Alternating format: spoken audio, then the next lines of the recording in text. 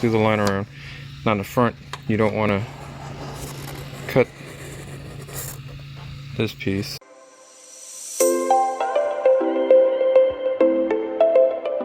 Morning everybody.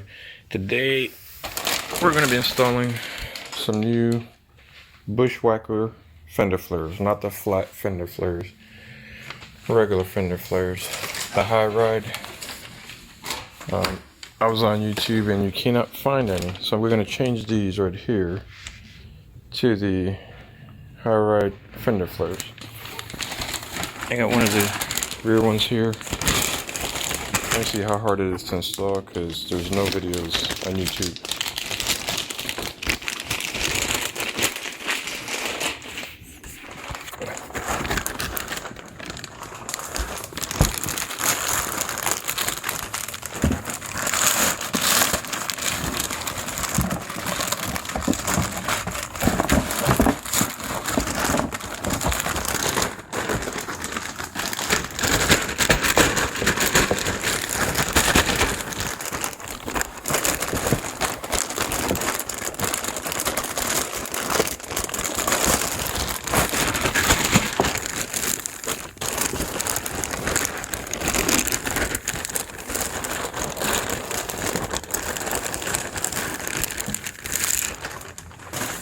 This is the right passenger. Is it? No, it's not. It's one of the front ones. But it'll give you a better view of what it's going to look like. You can see it has a thin light compared to the big light. It rides higher, so it'll look better. We're going to start off with the instructions here. These are the Hyperform Flares LJ. You can see it has all the components. And then just more hardware on this page.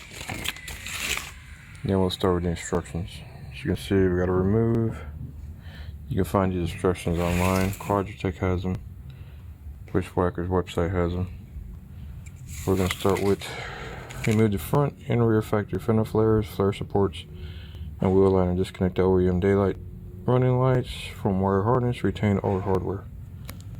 First thing we're going to do is remove these rivets with this tool here. We got one here, we got one here, we got one in there,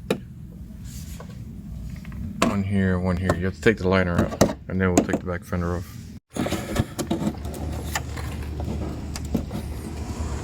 Gotta be kind of careful not to break them. Sometimes they will break, but if you can avoid breaking, that would be great.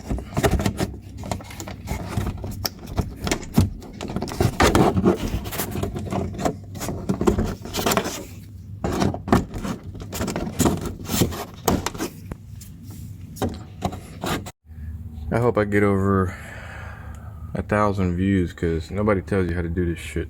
You gotta figure it out on your own. But I took out all the little grommets there. I don't know what you want to call them, but you're gonna break one or two. Two of them broke, and you gotta pull these out of here by hand, kind of hard.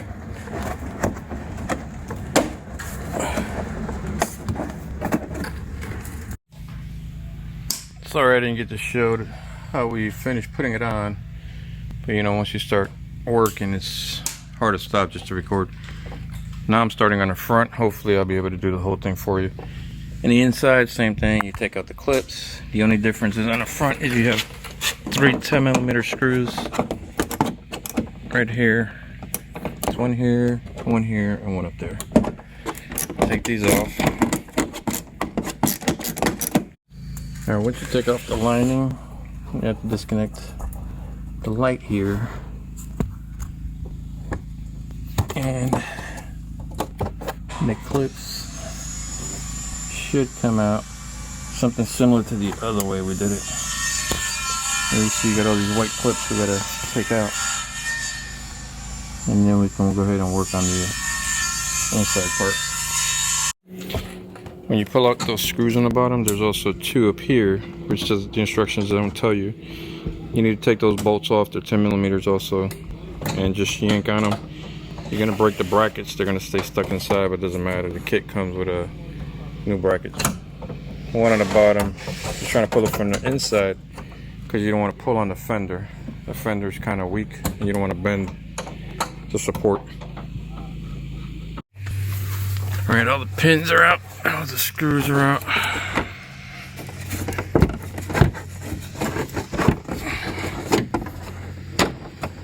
All you gotta do is yank these and they come right out.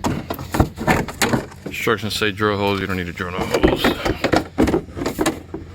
Oh, missing a clip in there.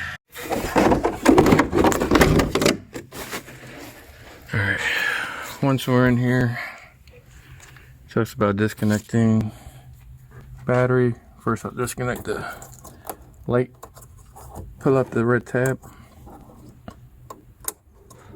hit the black button, and by black button I mean this little black piece right here. Press it in and it'll come right out. Now I gotta look, because as you can see this is the battery tray here. I gotta see how the instructions wants me to go ahead and remove this. Or the next thing we gotta do is cut the inner liner. We gotta do the same thing in the back.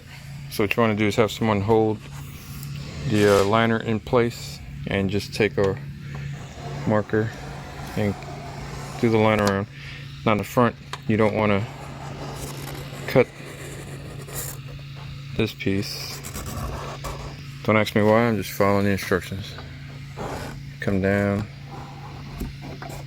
you're in here,